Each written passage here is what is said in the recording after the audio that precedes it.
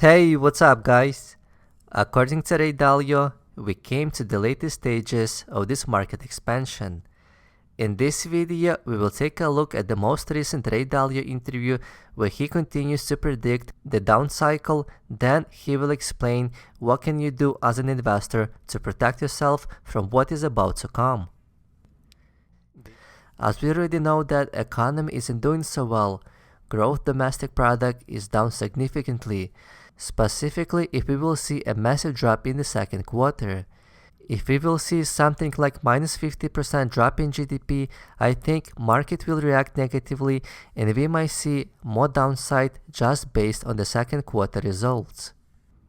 We have seen very strong bull market and economic expansion for the past decade, mainly because Fed printed massive amount of money and kept interest rates at zero for the entire time of this expansion. If you look at this chart, we will notice that this current bull market is the second longest with the most generated gains besides the bull market from 1990s. This chart goes all the way back till late 1950s. We see more than 60 years of data here. History is important to study and to learn from. Those of you who do not learn from history are doomed to repeat it.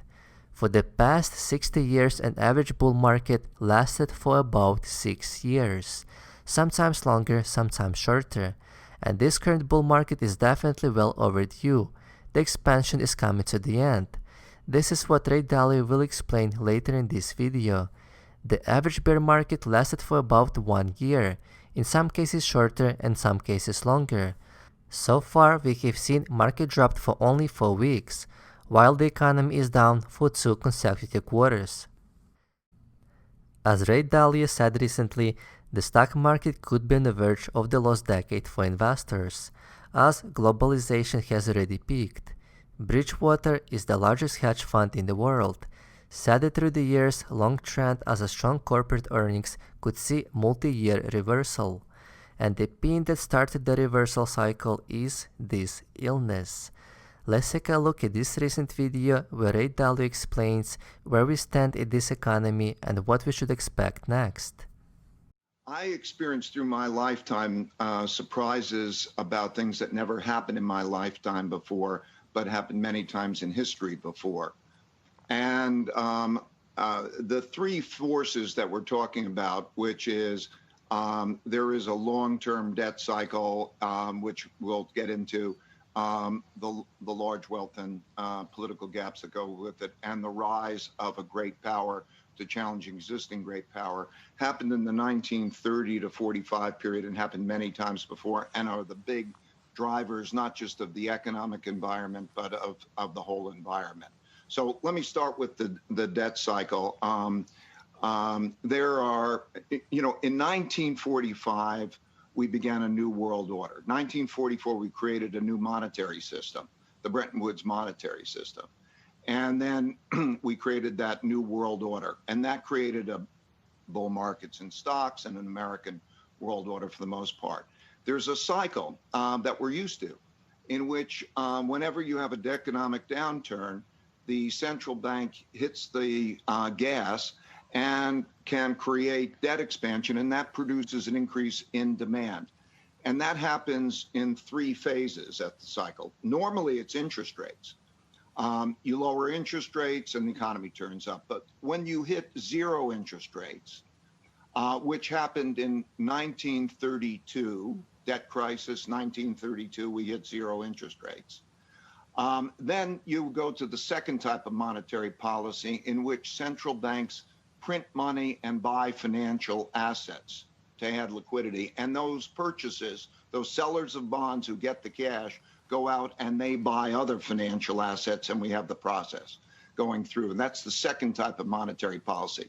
So the only 2 times that happened was 2008 to 9, 1929 to 1932, 0 interest rates, print money, monetization. That'll carry you so far. And then there's what I call monetary policy 3, which means that that money does not trickle down to the population and go all the places that it's needed to go. And that monetary policy means that there has to be the what we're seeing now in monetary policy. In other words, the coordination between fiscal and monetary policy so that the central bank is buying assets of a different sort, a wide range of assets, producing liquidity, and also having the effect of buying government debt and monetizing it. And that's the late cycle of an expansion. In 1930 to 45, and this is a pattern, by the way, that's gone down before history, you quite often you have a period of great prosperity, like the 1920s, and it gets overextended with debt because everybody bets on the past being continued, and it creates a bubble, 1929. Then you have a downturn, a depression. Interest rates can't be lowered anymore. Print money, the expansion, internal conflict, and also economic conflict tends to coincide with external conflict, particularly when there is a comparable power rising. In that particular case, it was Germany and Europe and Japan in Asia. So that dynamic is going on and will be important. Clearly, through history, and I studied the last 500 years of cycles, going back to the Dutch cycle in terms of the Bank of Amsterdam and that whole cycle. In all cases, central banks will print money and devalue money when they get in that course. The basic problem of a depression is basically a debt liquidity problem. And so always through history, the choice will be reflation, even when you hit interest rates in the way that we're seeing now. And so to understand that the nature of the diversifying asset has shifted to be of the sort that I'm describing in terms of other assets that at that particular time benefit from reflation, because it will be reflate or die. And so we will always see reflation. And that's why in history, you see that all currencies have devalued or died over a period of time, particularly in such periods. And so when debt is built up, and a lot of debt has been built up, but beyond debt, there's a lot of non-debt obligations, pension obligations, healthcare obligations, a lot of spending obligations. Those are like debt. And they all have to be met. And there won't be defaulting on that. It's politically unacceptable to default on pensioners and so on. So all of those obligations, insurance obligations, all of those liabilities are coming at us. And that then can be met increasingly by the printing of money. And so think about it. When you're holding a bond and it has no return and a negative real return, do you want to hold that asset? Who is going to hold that asset, particularly when there's so much printing of money? And that is the value, that is currency, that is cash. And so that issue, that risk, that there's a movement out of that is significant. So now we have to look at historical periods of when that were analogous to what's going on now. And that would, I think, be particularly the war years. The years when there are large deficits that are built up, there's the monetization. And so when we talk about yield curve control and interest rate controls and guidance, we're in a new world. I mean, think about it. It's so interesting. Where does the money come from? If you take Europe, for example, and you lend to banks at the central bank lends to banks at a -1%. And then, so they'll take that credit. Then they can decide when to roll it or as they roll it forward. That means that there could literally be no debt service payments. So it is the means by which there's monetization and cash is being produced to deal with those liabilities. And that has an important implication in the value of cash, which is currency. It is very important to learn from history and from others' mistakes. But humans were created in such a way that we do not learn from history unless we encounter with such a mistake. That's why we see all these cycles from generation to generation. New people keep on stepping on the same rake. From someone who did not live through 1930s Great Depression, it is very hard to comprehend that something like this could happen again. But for a grandpa who lost his job in the Great Depression, it will scar his brain tissue for the rest of his life. So he definitely learned the lesson from history, and he won't be surprised if he sees something like this again. I just want you to be aware of our biases and know that they exist. According to Ray Dalio, we have reached the ceiling of the long-term debt cycle. In 1946, debt to GDP was the highest in the history. It peaked at 121%, while current debt to GDP is at 107%. But keep in mind, this current data ends in 2019. In 2020, a lot has happened. We almost doubled our balance sheet, increased debt ceiling while GDP level dropped. So when GDP drops and debt increases, you know what happens. Debt to GDP ratio will skyrocket. I won't be surprised to see 1946 numbers very soon. Besides being at the end of the long-term debt cycle, we're already at 0% interest rates, and Fed got involved not just buying treasuries but also corporate debt as well. According to Ray Dalio, those are the symptoms of the late stages of the cycle expansion. So what can we do? How can an individual investor protect himself from the reversed down cycle? Let's take a look what Ray Dalio has to say. What should you do in this situation? The question that's on the minds of so many people is, how should people invest, and what is the correct asset allocation for this sort of environment? Well, the investment environment going forward will be very different from the environment of the past.